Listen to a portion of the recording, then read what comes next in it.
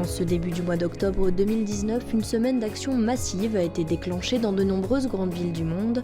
Berlin, Brisbane, Londres, New York, Paris et bien d'autres. Cette rébellion internationale revendique 3 objectifs.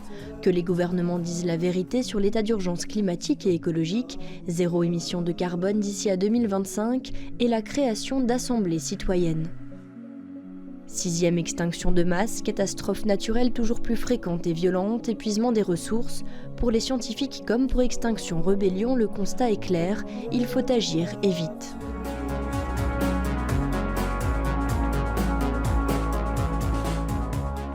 Très rapidement, le mouvement mondial de désobéissance civile en lutte contre l'effondrement écologique et le réchauffement climatique a vu naître des groupes locaux aux 4 coins du globe. On en dénombre aujourd'hui près de 500 dans plus de 70 pays. À Fribourg, en Suisse comme partout ailleurs, la rébellion s'organise. Nous avons suivi l'évolution de ce groupe local aux côtés des militantes et militants qui le composent pour comprendre les motivations qui les poussent à pratiquer la désobéissance civile non violente, mais aussi leurs doutes, leurs craintes et leurs espoirs.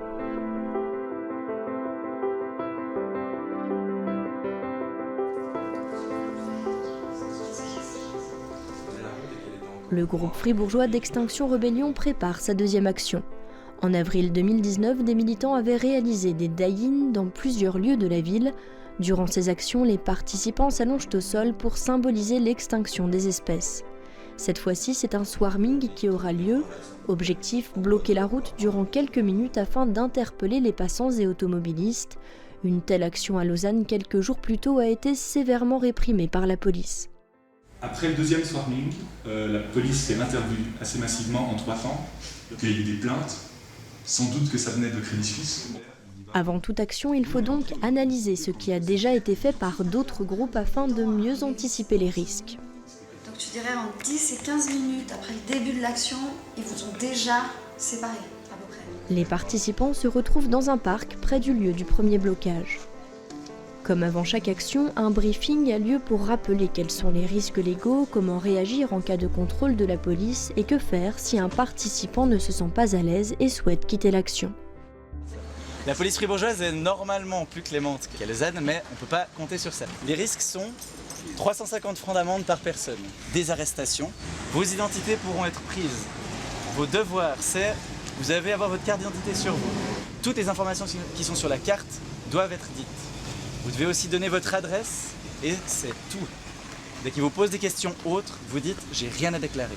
Si tout à coup vous venez à être interpellé, sachez que c'est pas comme ce qu'on entend dans les séries policières américaines, on n'a pas le droit à un avocat, c'est pas comme ça le concept. Durant les gardes à vue, ça se passe qu'elles peuvent aller jusqu'à 48 heures de garde à vue en Suisse. L'ambulance qui passe, on la laisse. S'il y a les pompiers qui passent, on laisse passer. La police par contre, elle lâche. Les militants se dirigent vers un passage piéton et l'action commence. Une file de voitures se forme rapidement. Et 1, et 2, et 3 degrés, c'est un crime contre l'humanité. Et 1, et 2, et 3 degrés. Mais très vite, les policiers arrivent sur place. Il y a la police. Déblocage, déblocage. Le blocage n'aura duré que quelques minutes. Bonjour messieurs. Bonjour. Ça va? Bien et vous? Je vais déjà enlever mes lunettes. Première chose, vous entravez la circulation, ce qui a été fait. Vous avez pu entendre 2-3 klaxons ou autre, c'est vraiment pas optimal. Vous restez sur les zones, les abords, ça c'est votre choix, hein. On est d'accord. Par contre, au niveau de la circulation routière, on n'a pas de tolérance, c'est pour la sécurité des autres usagers également, puis surtout la vôtre. On va procéder juste à une identification, d'accord? Pas de souci. Et puis ensuite, on est là. Ça marche. À vous de voir la suite des événements. D'accord. Après avoir donné leur identité, les militants prennent le temps de faire quelques interviews pour une vidéo en direct sur les réseaux sociaux. Il y a un rythme que j'aimais beaucoup, tu tapes, tu fais Extinction, Rebellion. Les participants se réunissent ensuite dans un café du quartier pour débriefer. Pour Yannick, l'action était certes brève, mais réussie. Ouais, c'est bien passé, on a réussi à prendre les bonnes décisions au bon moment, c'est hyper important. Les gens sont quand même un peu frustrés de la rapidité de l'action, mais dans les faits, c'était pour nous qui avons été coordinateurs beaucoup plus intéressant.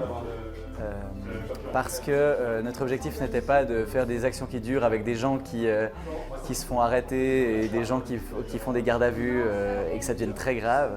On voulait vraiment juste voir la réaction de la police fribourgeoise. Elle a très bien réagi pour le moment.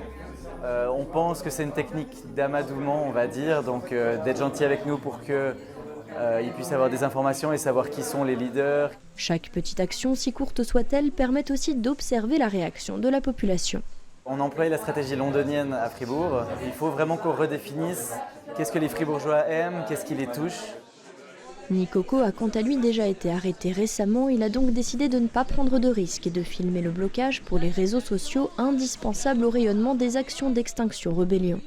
L'important c'est que ce genre d'action soit médiatisé, soit partagé et que ça crée débat, que la population soit au courant qu'il y a des choses qui se font, pas forcément qu'elle adhère directement à Extinction Rebellion ou à la lutte pour le climat, mais au moins qu'elle parle et qu'elle fasse des débats. Et parmi les participants ce jour-là, des jeunes encore mineurs déterminés à s'engager.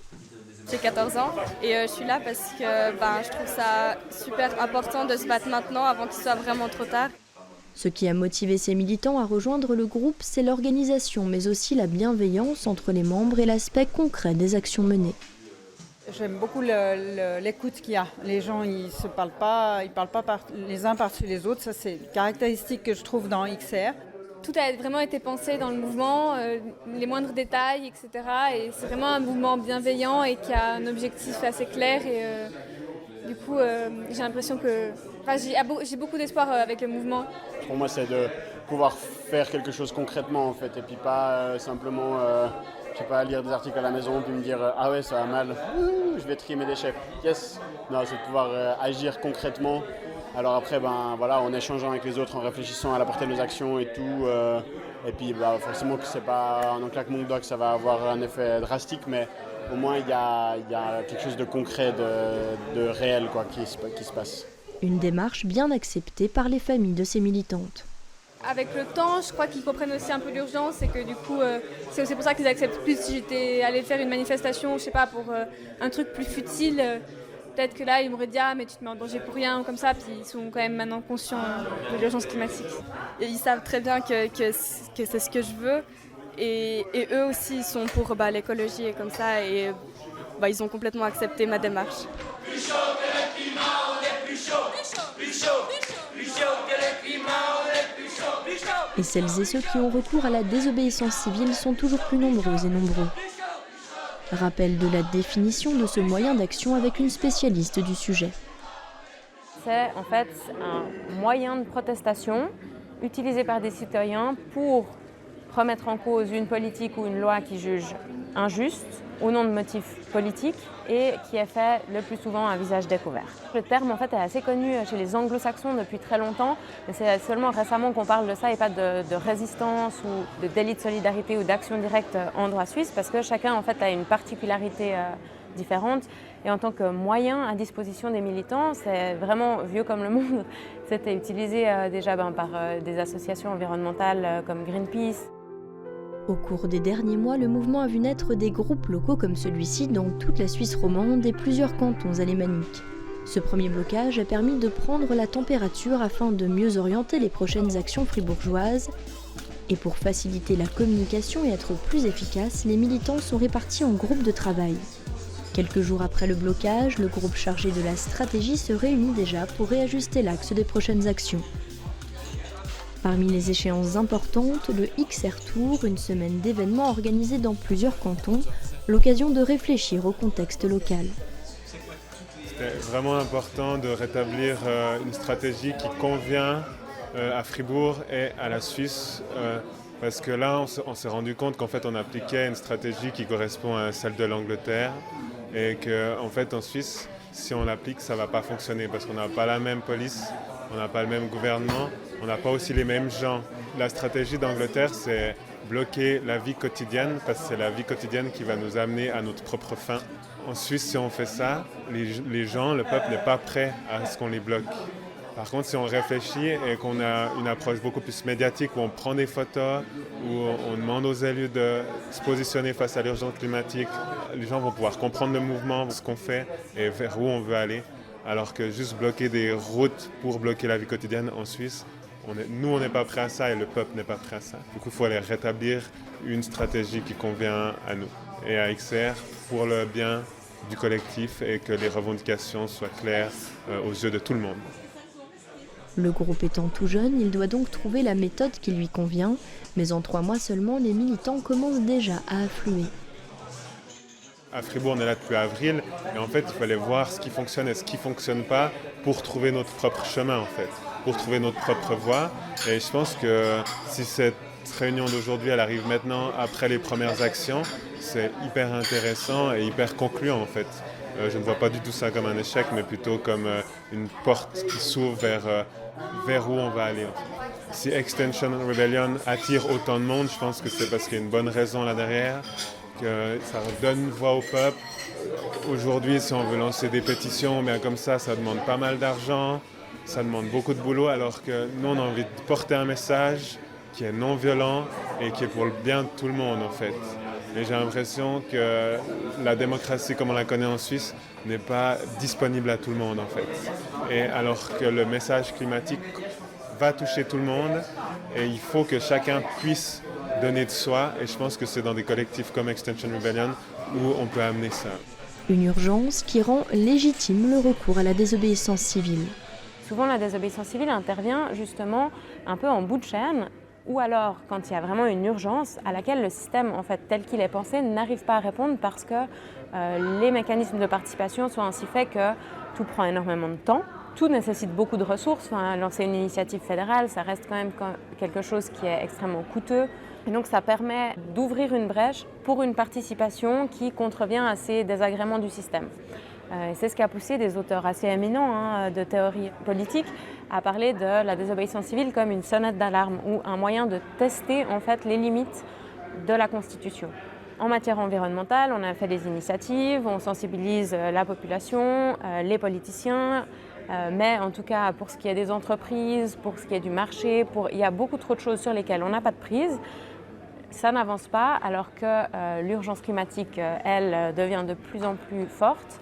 Donc maintenant, il faut accélérer les choses et pour accélérer les choses, on utilise finalement les seuls canaux qui restent ouverts à nous autres citoyens pour finalement juste protester ce mécontentement ou cette perte de confiance. Parce que ça dit vraiment quelque chose de la perte de confiance des citoyens dans la capacité de leurs législateurs ou de leurs représentants de répondre à leurs préoccupations premières. Et la chercheuse rappelle que ce qui est légal n'est pas forcément juste. La question vraiment de la légitimité, elle est fondée principalement sur le fait qu'actuellement, on a beau être en démocratie, la participation de tous et de toutes n'est pas possible de manière égale parce qu'on sait qu'il y a encore énormément de biais, de conditions de restriction qui sont liées au profil socio-économique des personnes, à leur nationalité, à leur degré d'éducation, à leur langue, etc., qui ne permettent pas en fait un accès égal à chacune aux instances démocratiques. Donc à partir du moment où la participation aux décisions n'est pas optimale ou peut encore être améliorée, pour des minorités, pour des personnes qui ne peuvent pas ou qui n'arrivent pas à atteindre ces espaces de discussion démocratique, il y a une légitimité à utiliser quand même et réclamer pour eux ce droit finalement de participer à l'élaboration des lois auxquelles ils vont être soumis. En cette nuit du mois d'août, les militants s'apprêtent à tester un nouveau type d'action. Plusieurs groupes vont sillonner la ville et les alentours pour coller des affiches afin d'interpeller la population. Des affiches qui portent des messages simples, des chiffres et des faits scientifiques quant à l'extinction des espèces et le réchauffement climatique. L'action est assumée et se fait à visage découvert, mais le but n'est pas forcément d'être interpellé. Cette nuit-là, plusieurs groupes le seront pourtant et des plaintes pénales déposées. Je serai moi-même interpellée et fouillée par la police qui me demandera à plusieurs reprises de montrer mes photos et vidéos, ce que j'ai refusé. Des auditions ont été réalisées et l'affaire est toujours en cours. Si Extinction Rebellion a une stratégie bien définie et plus radicale que d'autres associations écologistes, ce n'est pas pour autant que le mouvement ne souhaite pas créer de lien avec les autres acteurs existants. Début septembre, plusieurs militants se rendent à la rencontre avec le conférencier Lucien Villemin, organisé par la Grève pour le climat. XR prend soin de la vie. Les jeunes pour le climat, ils tentent de prendre soin de la vie. On tente toujours, parce de toute façon, on ne peut pas être complet. Dès le moment où on est inscrit dans la société de consommation, on ne peut pas prendre soin de la vie dans sa globalité. Le thème de la conférence, mieux recycler les objets. Mais pour certains participants, ce qui est proposé est plus une mesurette qu'un véritable changement de société. Rapidement, les divergences de points de vue apparaissent. Pour moi, c'est quand même une demi-mesure par rapport à ce qui pourrait être vraiment fait, parce qu'on a besoin d'une transition écologique qui soit beaucoup plus radicale. Si on prend les derniers rapports du GIEC, malheureusement, un truc comme ça ne sauvera jamais, et on peut en faire des dizaines comme ça, et ça ne sauvera jamais rien du tout. À Extinction Rebellion, on fait de la désobéissance civile non violente, justement parce qu'on se dit qu'il y avait un contrat social qui a été établi entre l'État et le peuple. Donc l'État qui devait normalement tenir la santé du peuple, devait lui donner un travail, devait etc. faire beaucoup de choses pour, disons. Et ce contrat social n'a pas été respecté. Du coup, le peuple n'a plus à respecter le contrat social qui est de suivre les lois édictées par le Parlement, dont cette loi par exemple, typiquement. Moi, je ne la suivrai pas carrément. Pour Yannick, l'idée est bonne, mais mériterait d'être débattue au cœur d'une assemblée citoyenne pour mieux correspondre à la réalité de chacune et chacun. J'ai pas la vérité, je sais pas ce que c'est la vie, je sais pas ce que c'est plein de choses.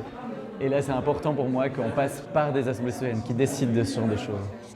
Il espérait que cette rencontre permettrait plutôt de créer ou renforcer les liens entre les mouvements. On a besoin de se rassembler, on a besoin de travailler ensemble, on a besoin de partager nos travaux, nos idées, nos réflexions par rapport à comment on avance notre stratégie. Et c'est ça qui est le plus important, je pense, pour moi. Les deux mouvements sont très jeunes à Fribourg et en Suisse. On est à partisans à Extinction Rebellion de base. On ne veut pas soutenir de parti parce que justement on est large au niveau de la palette de ce qu'on peut offrir, des gens qu'on accueille, des gens qui soient de droite ou de gauche, parce qu'on est tous en train de vivre la même extinction et on n'a pas le temps de se diviser comme ça. Des échanges vifs qui ont mis Mathieu, membre de l'association Klimastrike, un peu mal à l'aise. Là, le débat, c'était assez chaud quand même parce qu'on sentait bien qu'il y avait des divergences d'opinion. Parce que finalement, on a tous les mêmes buts, mais on a des méga divergences d'opinion et puis de manière de faire aussi. On retrouve Lina croisée au blocage quelques semaines plus tôt. Très engagée dans plusieurs mouvements, elle admet ne pas avoir été convaincue par le projet présenté, mais reste consciente qu'il faudra travailler ensemble pour espérer s'en sortir. Si on va sur ces désaccords, on ne pourra pas avancer comme ça et il faut qu'on avance. Donc il faut qu'on avance ensemble ou qu'on n'avance plus. Quant à Lucien Villemin, il admet que ses années d'expérience ont peut-être quelque peu calmé ses ardeurs. Je pense qu'il faudra quand même apprendre à certaines fois trouver des chemins de traverse et on n'arrivera pas à tout obtenir d'un seul coup comme ça. Bon, c'est peut-être mon âge qui me fait dire ça, parce que j'ai du vécu qui m'a permis de traverser la vie depuis maintenant plus de 50 ans que j'ai rencontré les politiciens, les économistes et autres. Et je crois qu'il faudra quand même arriver à, non pas des concessions, mais des chemins de traverse qui permettent d'atteindre le but. Je crois qu'il est urgent aujourd'hui d'agir et de remettre en question des propositions qui permettent d'améliorer la chose et de s'accrocher ou de tatillonner sur des détails. Je pense qu'on n'a plus le temps de ça. Une urgence dont les médias ne parlent pas encore assez, selon Yannick. La première revendication d'Extinction Rebellion, qui est de justement dire la vérité, les médias ne le font pas vraiment. Et du coup, c'est problématique parce que ça permettrait à des mouvements comme nous d'avoir un vrai impact avec des gens qui réfléchissent vraiment et des politiciens qui justement prennent leurs responsabilités. Actuellement, ce n'est pas le cas. On reste dans une sorte de déni, la politique du singe, justement où on n'entend pas, on ne voit rien et on ne dit rien. Le traitement médiatique joue en effet un rôle primordial pour l'image du mouvement. À partir du moment où le premier prisme, la première question, c'est est-ce que ces actions ont été violentes? Est-ce qu'il y a eu des dérapages?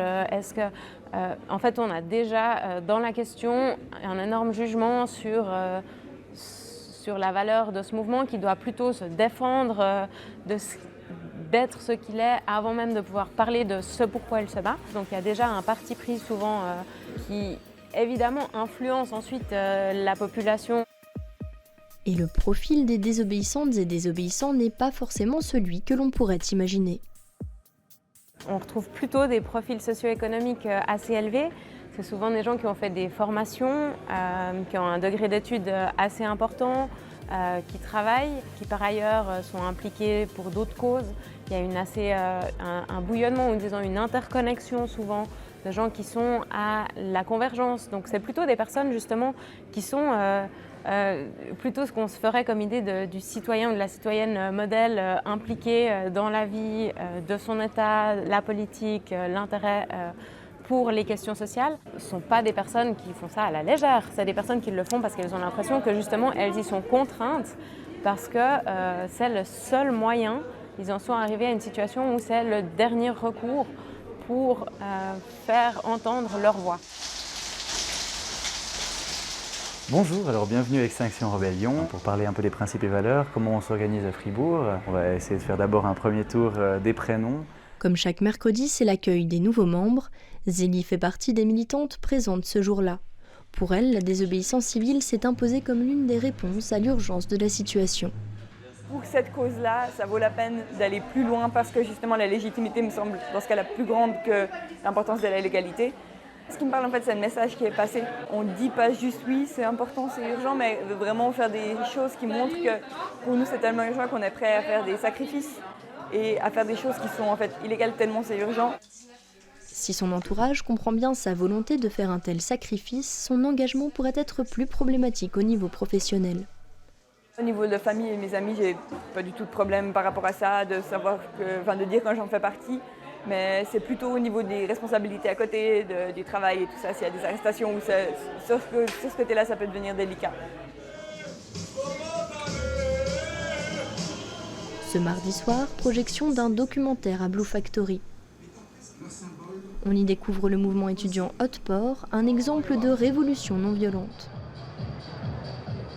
Ils se sont formés et organisés pendant des mois. Ils sont maintenant confrontés à l'épreuve décisive de leur mouvement non violent. Peuvent-ils forcer le régime à laisser la place ? Objectif d'Extinction Rebellion, montrer comment la désobéissance civile a permis aux Serbes de se libérer de Milosevic dans les années 2000 en rassemblant progressivement les nombreuses composantes de la société. Si l'on transpose au contexte actuel, c'est le capitalisme l'ennemi à combattre. On sait que le futur que le capitalisme nous propose n'est plus acceptable pour l'avenir de l'humanité. Alors Hotport a une manière donc de montrer la chose un peu dans le style armé. C'est pas l'objectif d'Extinction Rebellion, mais on a la même envie de faire que les actions soient non violentes et qu'elles aient aussi un impact tant par leur beauté que par la masse que ça crée. La grande leçon ici, c'est qu'une coalition ayant une large base de protestation non violente peut balayer une dictature plus vite que toutes les actions clandestines du monde. Le documentaire montre aussi que les réactions de répression disproportionnées des autorités serbes ont favorisé une image positive du mouvement auprès de la population. Un mouvement qui incarne l'intérêt général sans ambition de conquérir le pouvoir, tout comme Extinction Rebellion. Se présentant comme un mouvement populaire, ils ont réussi à acquérir cette caractéristique finalement qu'ils n'avaient pas au début. Et nous, c'est un peu la même chose en montrant qu'on est là, qu'on est présent dans toute la Suisse, alors que c'est peut-être pas encore le cas. Finalement, ça va amener plus de gens qui vont croire en fait à la présence de ce mouvement. Une présence qui doit s'étendre de manière progressive pour que les actions futures soient mieux acceptées. Si le groupe fribourgeois espérait voir plus de nouvelles têtes, ce soir-là, les spectateurs repartent motivés, voire même impressionnés par le mouvement. Tous les gens qui font partie d'XR auxquels j'ai parlé, ils sont vraiment tellement déterminés et sûrs de ce qu'ils font. Ça, c'est vraiment le grand mouvement qui peut changer quelque chose. Le film aura aussi permis de remotiver les militantes et militants. En tout cas, sur moi, il a cet effet-là de me donner des frissons et me donner envie de, comme disait Yannick avant, d'aller bloquer des routes et d'aller faire des actions de désobéissance civile non violente. Enfin, ça motive, ça montre que ça a un impact, que les gens peuvent se sentir représentés dans ce genre de mouvement, parce que la non-violence, ça touche tout le monde, ça peut toucher les personnes plus âgées, ça peut toucher les enfants, c'est ça qui est beau dans ce genre d'action. J'ai trouvé ça très intéressant, parce que justement, il y a quand même beaucoup de parallèles avec XR. Et voir que déjà eux, ils ont réussi, ils sont arrivés à leur fin, ça donne une motivation. Voir que ça s'est déjà passé et en plus il n'y a pas longtemps, ça a marché, ils ont renversé une dictature, ça donne une certaine motivation, ça c'est clair. Et à l'approche du XR Tour, il a fallu de nouveau réorienter la stratégie. Cela tombe bien, l'une des forces du mouvement, c'est justement de se remettre en permanence en question. On avait prévu quelque chose d'un peu plus disruptif. Et on a dû revoir notre stratégie en se disant que ce ne serait pas vraiment une bonne idée, que tous les gens super motivés, qu'on est maintenant là un peu dans le groupe cœur qui se donne à fond et qui est super impliqué, qu'on soit direct réprimé, qu'on ait des amendes et tout ça, on s'est dit que ça allait un peu plomber la motivation du groupe. Donc on a changé un peu la stratégie, on a revu la stratégie et on fait du coup une marche funèbre avec le thème du jour des morts, comme au Mexique, un peu, enfin une marche funèbre du coup un peu plus dansante, heureuse, une image un peu plus symbolique.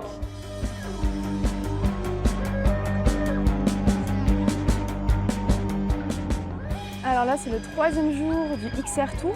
Donc on va fêter les morts, on va fêter notre avenir, notre futur. Et on va le cercueil derrière, un peu plus loin. Donc on va faire une marche avec plein de gens, j'espère, plein de couleurs, des masques. On sera tous maquillés, il y aura la musique et on va porter le cercueil jusqu'à la place d'Hôtel de Ville. Malgré ce qui se passe, on peut quand même continuer à faire la fête, à agir, à faire des actions en couleurs, pas déprimantes, sans violence. Et puis c'est ça qu'on aimerait montrer, aussi ce symbole-là.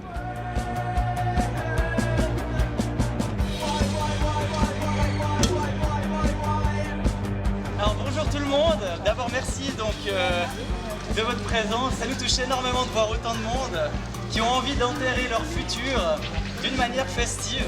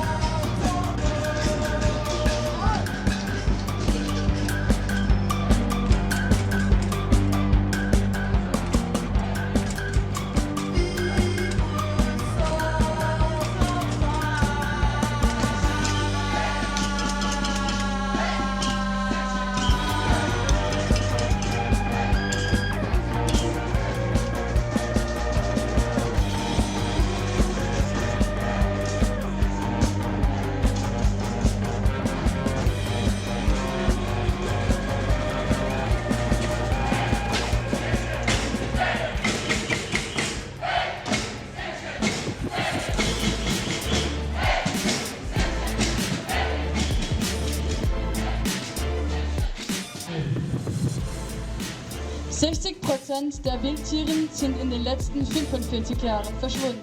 Das Klima verändert sich und die Konsequenzen sind unvorstellbar.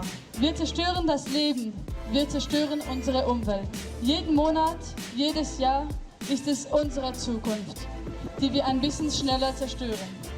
Nous détruisons notre environnement et chaque mois, chaque année, c'est notre futur qui est davantage atterré, menacé.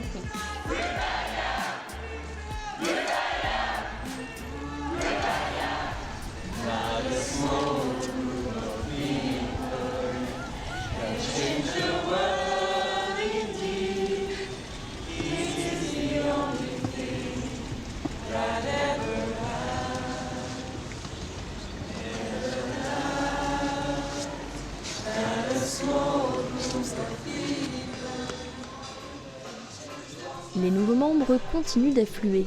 Cette fois-ci, leur accueil se fait à la Coutellerie, une maison de quartier en vieille ville de Fribourg, également café-restaurant, lieu de création et de partage.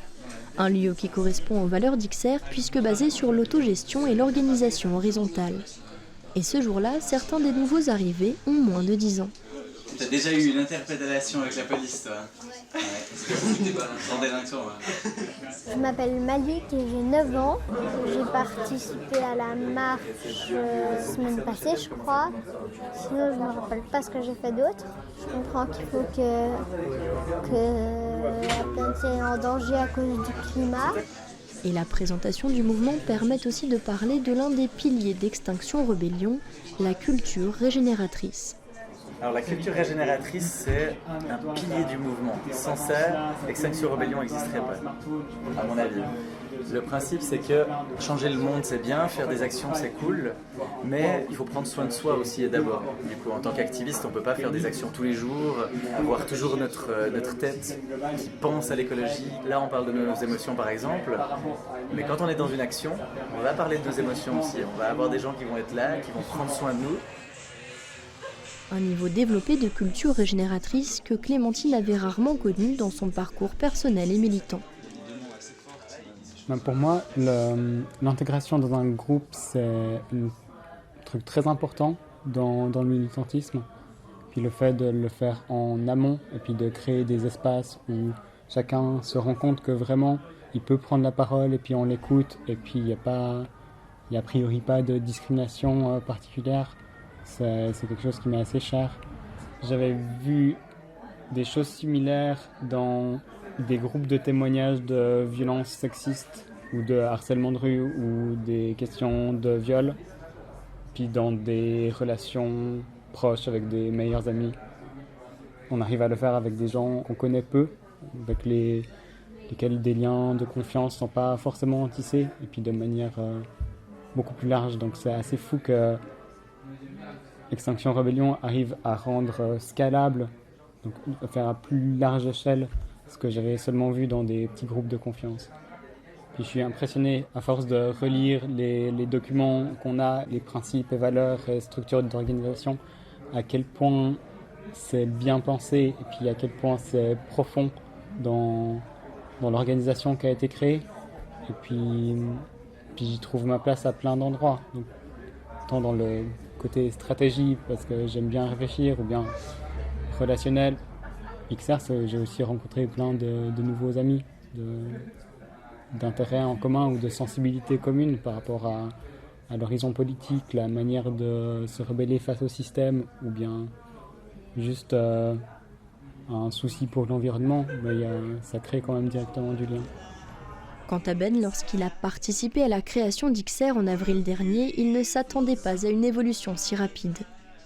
J'ai créé un petit groupe avec quelques personnes qui étaient motivées et au fur et à mesure d'autres personnes sont arrivées qui sont énormément investies et je les remercierai jamais assez parce qu'aujourd'hui je vois que ça tourne tout seul, que l'autonomie des gens elle a été directe et puis que tout le monde a pris des responsabilités incroyables dans ce groupe. Donc c'est magnifique ce qui se passe à Fribourg. Et ce mode d'action face à l'urgence lui semble être toujours mieux accepté par la population. Au début, on était vraiment incompris. Quand quelqu'un bloquait la route, on se disait mais c'est juste pour foutre la merde, ils n'ont rien d'autre à faire, etc. Mais gentiment, avec le relais aussi des médias, etc., les gens ils commencent à comprendre que l'urgence elle est réelle et puis qu'on n'a des fois pas d'autre choix de se rebeller et puis du coup d'enfreindre la loi pour faire changer les choses. Si Ben a toujours été sensible à l'écologie, la désobéissance civile résonne un peu en lui, comme un dernier espoir. À force de voir en fait que tous les autres moyens qu'on avait essayés pour sortir de la merde dans laquelle on s'était mise n'avaient pas fonctionné jusqu'à présent, je me suis dit que la seule solution qui restait, enfin il y en a encore quelques-unes, mais disons qu'il faut qu'on essaye un peu tout ce qui nous reste et la désobéissance civile non violente fait partie de ces solutions qui peut peut-être fonctionner, quoi. Donc je suis prêt à aller en prison, ça me fait pas peur, enfin c'est pas quelque chose que j'ai envie de faire du tout. Mais ça me fait beaucoup plus flipper quand je vois l'état du monde et les choses qui vont nous tomber dessus que le fait d'être privé de liberté pendant une période de temps donné. Les enjeux ils sont beaucoup trop grands pour penser à son confort personnel avant de penser au futur de toute l'humanité.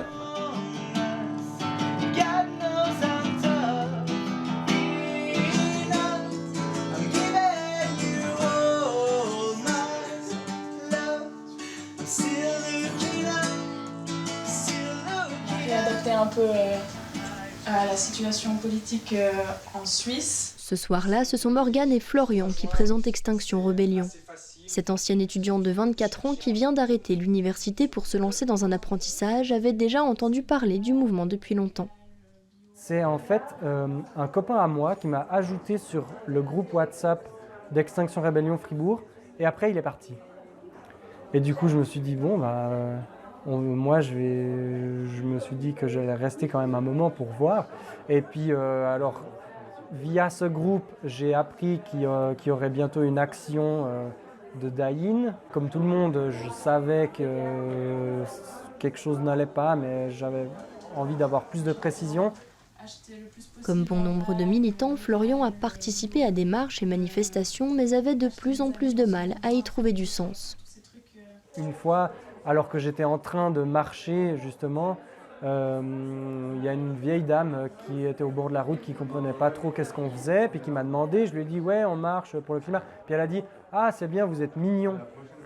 Du coup, je me suis dit « bon, si c'est pour passer pour des gens mignons, pour les petites vieilles, il va peut-être falloir passer quand même un cran au-dessus ». Et du coup, c'est ça qui m'a vraiment attiré chez Extinction Rebellion, c'est qu'on peut avoir un impact. Bien sûr, on a besoin que beaucoup de gens se mobilisent, mais on peut mettre la pression, on peut faire plus que juste un article dans le journal qui dit qu'il y avait 500 000 personnes qui ont marché pour le climat.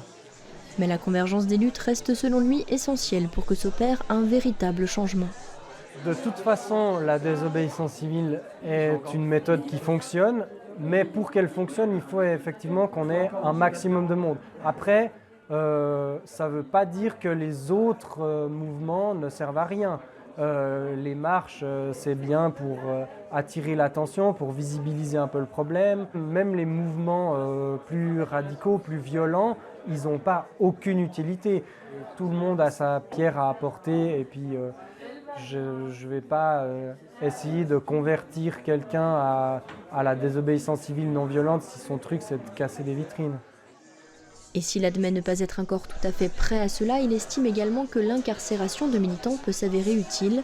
Il constate cependant des réticences d'une partie de la population face aux actions illégales. Un des reproches qu'on nous fait, c'est que oui, mais en Suisse, il y a plein de moyens, d'autres moyens que ça de se faire entendre. Pourquoi vous ne faites pas une initiative? Pourquoi vous ne faites pas une marche? Et en fait, je pense que ce qui nous pousse vers la désobéissance civile, c'est vraiment l'urgence. Parce que, honnêtement, on ne fait pas ça pour s'amuser. On n'a pas envie d'aller bloquer des ponts puis de passer la soirée en prison. Si on pouvait ne pas le faire, on ne le ferait pas. Sauf que, voilà, au bout d'un moment, on n'a plus le choix. Le contexte suisse lui paraît pourtant idéal pour une révolution non violente. Toutes les conditions sont réunies pour qu'un mouvement comme Extinction Rebellion prenne de l'ampleur et puisse avoir vraiment des victoires. Parce que si tu compares justement, par exemple, à la France, t'es abusé, quoi. Tu sors dans la rue, tu te fais matraquer, tu te fais gazer. En Suisse, on a une large couverture médiatique qui en plus, en général, est vraiment positive. Après, pour la Suisse allemande, c'est un peu plus compliqué en Suisse allemande. Mais en Suisse romande, vraiment, les médias, ils sont là, ils viennent, et quand ils parlent de nous, ils parlent en bien, donc c'est super. Et puis, on n'a pas de répression policière ultra violente, on n'a pas de censure dans les médias ou sur les réseaux sociaux. Donc, on a vraiment toutes les conditions qui sont réunies pour faire quelque chose de grand.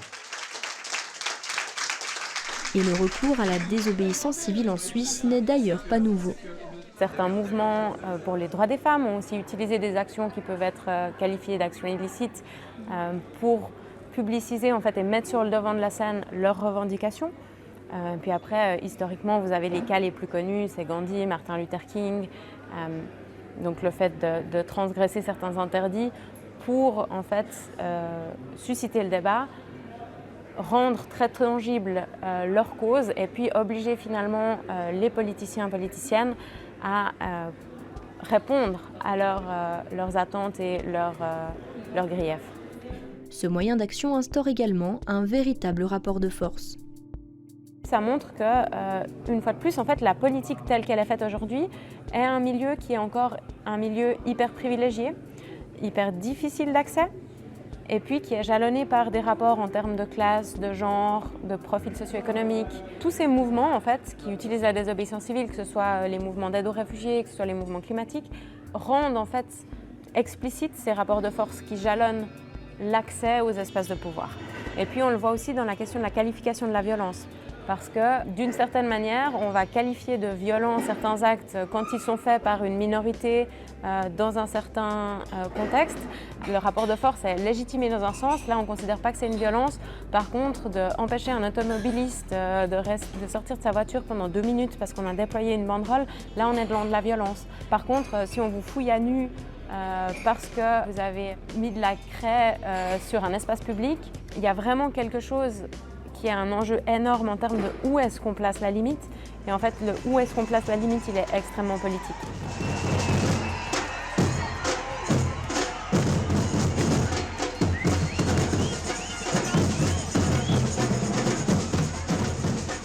Après des mois de mobilisation pour le climat, un point d'orgue est atteint ce 29 septembre 2019. 100 000 personnes marchent à Berne pour dénoncer l'inaction du gouvernement contre l'effondrement écologique et le réchauffement climatique.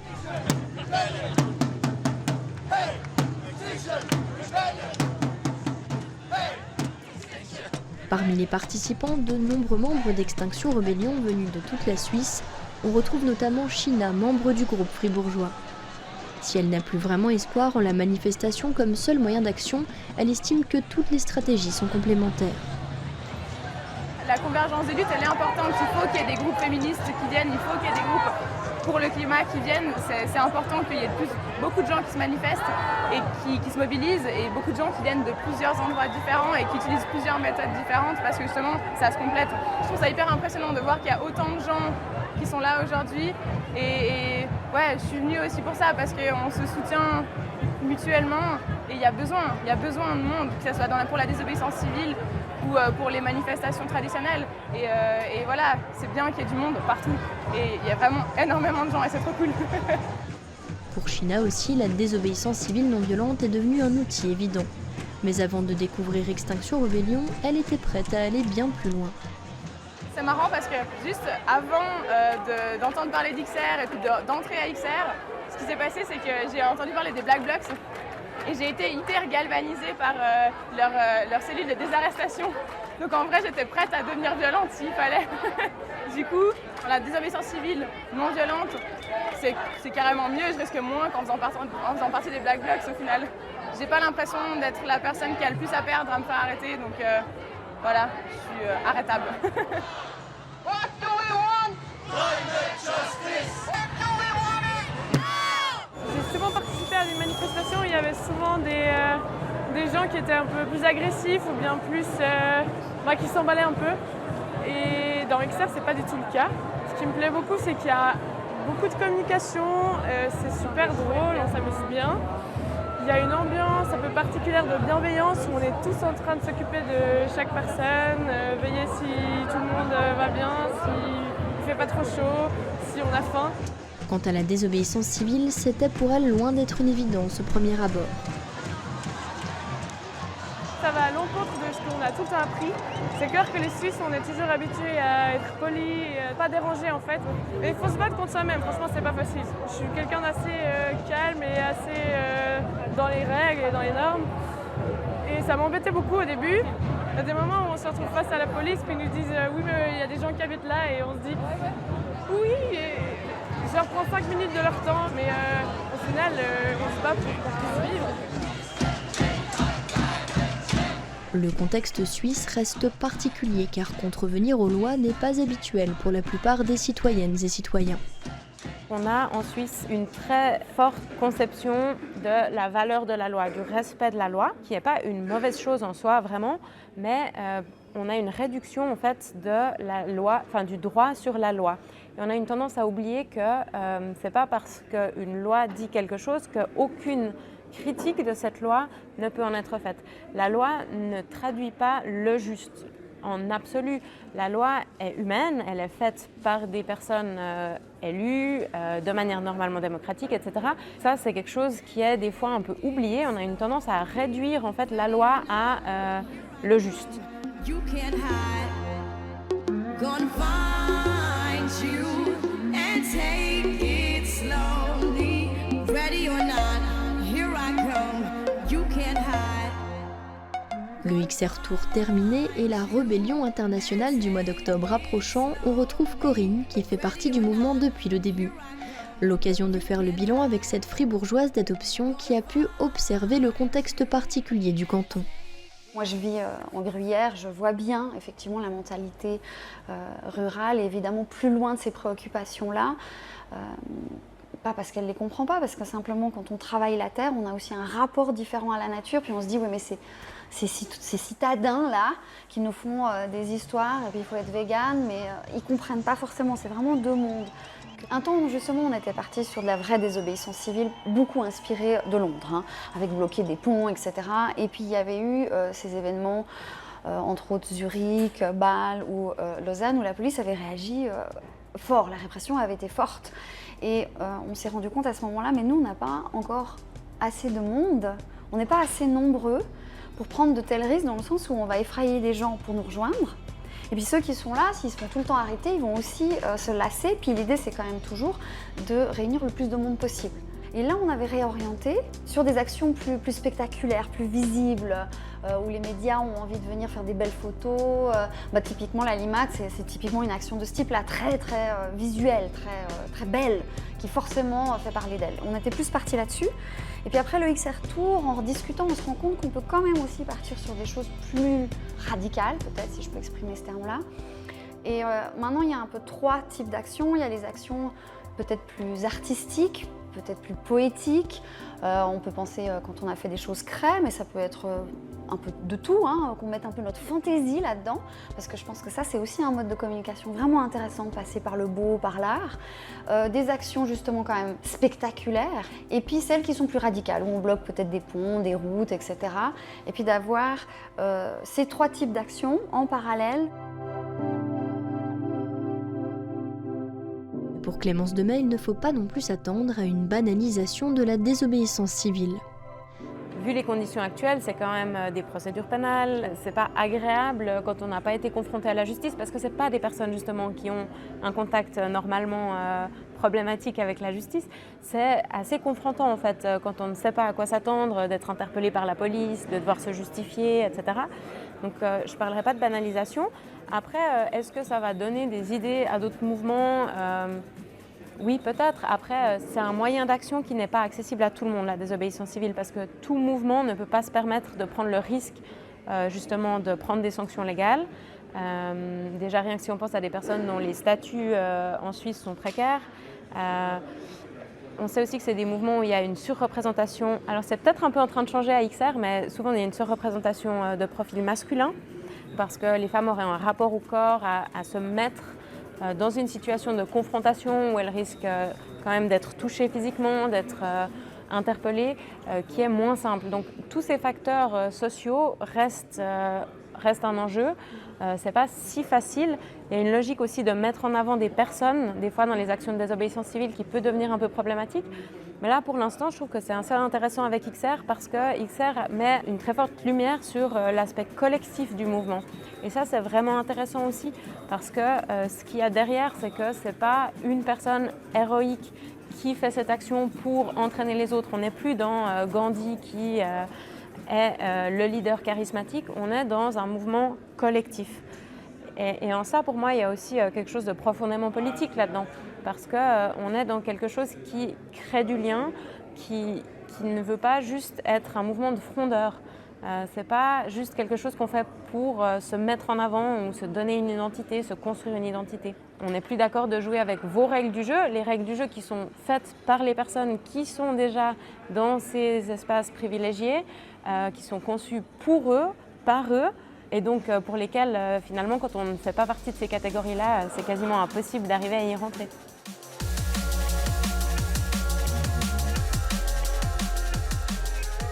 Si la détermination et les liens forts créés entre les membres du groupe apaisent l'anxiété que certains peuvent ressentir face à l'urgence et la gravité de la situation, le degré d'optimisme varie sensiblement d'une personne à une autre.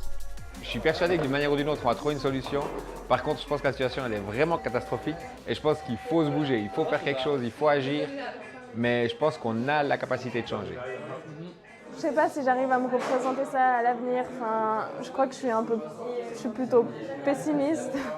Mais j'aimerais, s'il fallait parier maintenant sur notre réussite, je suis pas sûre que je parierais sur notre réussite, mais j'espère qu'on aura cet entrain-là, j'espère que ça va s'amplifier, que la masse de gens va augmenter. Et oui, je pense que la conscience collective est en train de gentiment s'éveiller. Je suis assez mitigé parce que les Suisses, ils sont quand même connus pour leur petit confort, leur petit chalet tranquille. Mais vu que je suis très rêveur, je m'imagine et je l'espère énormément. Et c'est pour ça que je suis très motivé à me donner à fond pour voir ce rêve se réaliser. Je suis foncièrement pessimiste en fait depuis longtemps, mais c'est ce pessimisme-là qui me donne en fait la rage et le fait de se dire qu'en fait il n'y a plus que ça à faire et puis si ça marche pas, au moins on aura essayé et puis mieux vaut mourir debout que vivre à genoux. Moi je suis une optimiste, même si c'est pas pour notre espèce. Peut-être aussi parce que j'ai une vision où finalement à l'échelle de l'univers et je me dis mais finalement rien n'est grave, dans le sens où on se prend très au sérieux, nous notre petite espèce, on est des toutes petites fourmis, notre vie dure rien du tout. Je pense que c'est très important de se battre bien sûr parce que ce qu'on est en train de détruire, c'est ça qui est terrible, c'est ce non-respect du vivant et ce qu'on a réussi à détruire en si peu de temps, ça nous fait tous mal. Mais finalement je ne sais pas si je me bats pour l'espèce humaine ou si je me bats simplement par respect et pour célébrer ce cadeau qu'est la vie sur cette terre sublime en fait. Je pense que c'est peut-être plus ça.